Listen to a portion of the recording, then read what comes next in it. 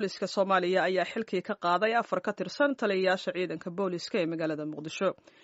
Taliyayaasha xilka laga qaaday ayaa kala qaabilsanaa Huruwa, Yaaqshiid, Dharkinley iyo Saldhigga Galbeed. Xuseen Barre Aadan ayaa arrintaasi ka wareystay afhayeenka ciidanka booliska Qaasim Axmed Roble. ciidanka booliska waa alaba caadi u tahay in wax la isku bedelo oo la isku bedelo taliyayaasha iyo waxyaabahaas, marka way jirtaa taliyaha ciidanka booliska shaandhayn wuxuu ku sameeyey taliyayaashii qaybaha iyo taliya stationada rag kamid ah. wararkana soo gaaraya qaarkood ayaa sheegaya in isku shaandhayntani ay ku xidhiidho qaraxii magaalada muqdisho dhawaan ka dhacay. mar walba ciidanka booliska Soomaaliyeed isbedelka waa lagu sameeyaa, taliyaha ciidanka booliskuna wuu sameeyaa. anigu hadda wararkaas aad sheegaysana ma aanan maqal, waana ciidanka isbedelkiisa caadiga ah ay kamid tahay. taliyaha ciidanka booliska ayaa bedelay, taliya stationo iyo 4 taliya qayb ayuu bedelay. waxa loo bedelana ma ahan qaraxii iyo wax lamida midna maahan, waa wax caadi ah oo maaragta anigaana xataa kamid baan ahay, taliya qaybeed baan ahaa, waana lay bedelay. waana ku faraxsanahay in lay bedelo sababtoo ah de meesha nin ka dhashay ma jiro. shalana waan imid, maantana anoo ku faraxsan in lay bedela maaragta lay bedelo. waa imise tirada guud ee taliyayaasha la bedelay? 4 taliya qayb ee gobolka Banaadir iyo 3 taliya station baa la bedelay. ma jirtaa wax faahfaahin oo kasoo kordhay qaraxii ugu dambeeyey ee ka dhacay muqdisho? qaraxii ugu dambeeyey ee muqdisho ka dhacay dhimashadu waxay ahayd 25, dhaawacuna wuxuu noqday 73. laakiin wararka qaar ayaa sheegaya in tirada dhimashadu ay kordhay. ma jirtaa arrintaas? walaal, intii markii hore aan habeenkii dhaweyd ka hadlay waxbaa kusoo kordhay oo hadda dhimashadu markii ugu dambeysay oo la xaqiijiyey waxay ahayd 25 dhimashadu. ma jiraan wax natiijo ka soo baxay baaritaankii ay boolisku qaadeen? baaritaankii boolisku ay qaadeen weli maaragta baarintaas waa ay socotaa. waxyaabihii kasoo baxayna weli natiijadoodii sooma aysan bixin. sida wararka nagu soo gaarayaan waxaa jira saraakiil ka tirsan ciidanka booliska ku dhaawacmay weerarkaasi. arrintaasi ma jirtaa? saraakiil iyo ciidan intuba waa ay ku dhaawacmeen. waana wax caadiya. awalba nafteeda waxaan u keenay in ilaahay naga badbaadiyo. ummadda Soomaaliyeed ayaana maaragta naftooda hurayaal u nahay. ummadda Soomaaliyeed baana u shaqaynaynay, dalkayga iyo diinteeda iyo dadkaygaan u shaqaynaynay. ilaahay inuu naga bixiyana waa ku faraxsannahay. haddii ilaahay dhaawac uu nagu soo gaarsiiyana waa ku faraxsannahay. mar walba ilaahay baan ku kalsoonahay, waana ay jirtaa saraakiil ku dhaawacantay waa jirtaa. 4 ka tirsan taliyayaasha ciidanka booliska ee magaalada Muqdisho. taliyayaasha xilka laga qaaday ayaa kala qaabilsanaa Huruwa, Yaaqshiid, Dharkinley iyo Saldhigga Galbeed. Xuseen Barre Aadan ayaa arrintaasi ka wareystay afhayeenka ciidanka booliska Qaasim Axmed Roble. ciidanka booliska waa alaba caadi u tahay in wax la isku bedelo oo la isku bedelo taliyayaasha iyo waxyaabahaas, marka way jirtaa taliyaha ciidanka booliska shaandhayn wuxuu ku sameeyey taliyayaashii qaybaha iyo taliya stationada rag kamid ah. wararkana soo gaaraya qaarkood ayaa sheegaya in isku shaandhayntani ay ku xidhiidho qaraxii magaalada muqdisho dhawaan ka dhacay. mar walba ciidanka booliska Soomaaliyeed isbedelka waa lagu sameeyaa, taliyaha ciidanka booliskuna wuu sameeyaa. anigu hadda wararkaas aad sheegaysana ma aanan maqal, waana ciidanka isbedelkiisa caadiga ah ay kamid tahay. taliyaha ciidanka booliska ayaa bedelay, taliya stationo iyo 4 taliya qayb ayuu bedelay. waxa loo bedelana ma ahan qaraxii iyo wax lamida midna maahan, waa wax caadi ah oo maaragta anigaana xataa kamid baan ahay, taliya qaybeed baan ahaa, waana lay bedelay. waana ku faraxsanahay in lay bedelo sababtoo ah de meesha nin ka dhashay ma jiro. shalana waan imid, maantana anoo ku faraxsan in lay bedela maaragta lay bedelo. waa imise tirada guud ee taliyayaasha la bedelay? 4 taliya qayb ee gobolka Banaadir iyo 3 taliya station baa la bedelay. ma jirtaa wax faahfaahin oo kasoo kordhay qaraxii ugu dambeeyey ee ka dhacay muqdisho?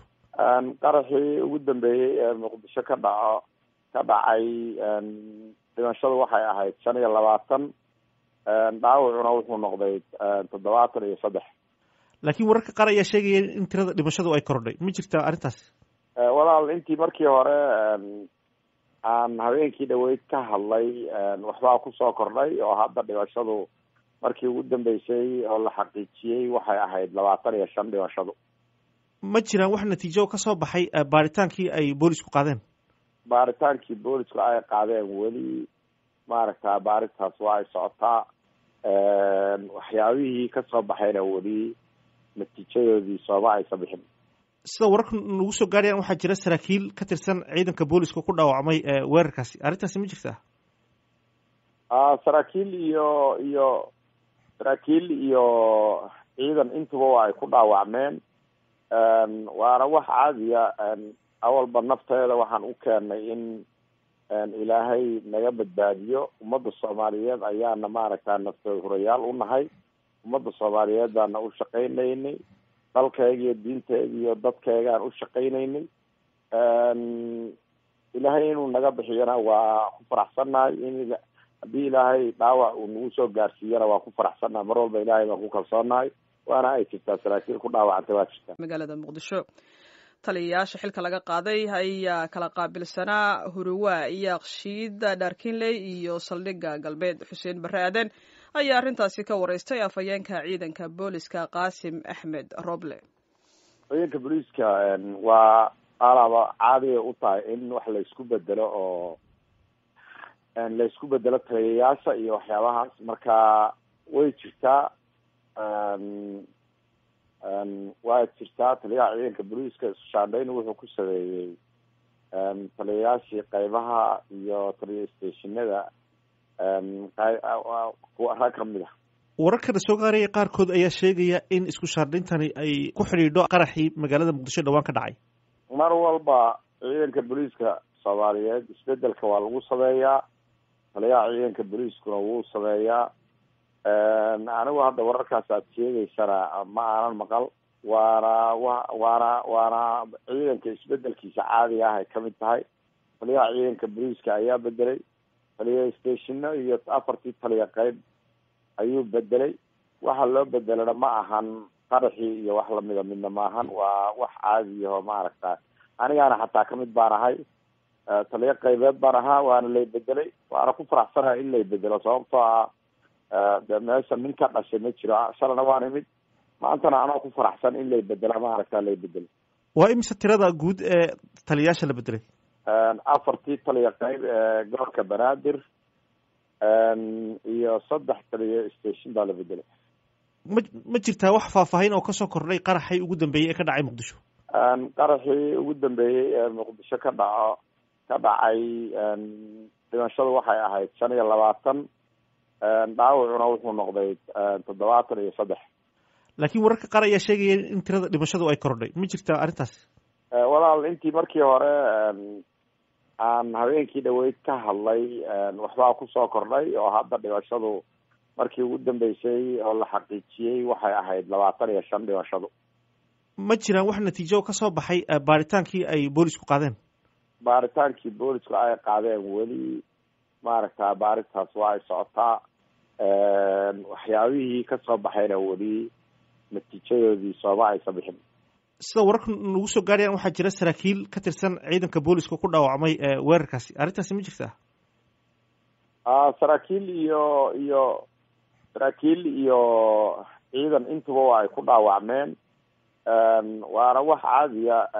awalba nafteeda waxaan u keenay in ilaahay naga badbaadiyo. ummadda soomaaliyeed ayaana maaragta nafteed hurayaal u nahay. ummadda soomaaliyeed baana u shaqaynaynay. dalkayga iyo diinteeda iyo dadkaygaan u shaqaynaynay. ilaahay inuu naga bixiyana waa ku faraxsannahay. in haddii ilaahay dhaawac uu nagu soo gaarsiiyana waa ku faraxsannahay. mar walba ilaahay baan ku kalsoonahay. waana ay jirtaa saraakiil ku dhaawacantay waa jirtaa. qaasim axmed roble afhayeenka ciidanka booliska ayuu ahaa oo khadka taleefonka ugu waramayay xuseen. waa jirtaa taliyaha ciidanka booliiska iskushaandhayn wuxuu ku sameeyey taliyayaashii qaybaha iyo taliya stationada rag kamid ah. wararkana soo gaaraya qaarkood ayaa sheegaya in isku shaandhayntani ay ku xidhiidho qaraxii magaalada muqdisho dhawaan ka dhacay. mar walba ciidanka booliiska soomaaliyeed isbedelka waa lagu sameeyaa, taliyaha ciidanka booliiskuna wuu sameeyaa. anigu hadda wararkaas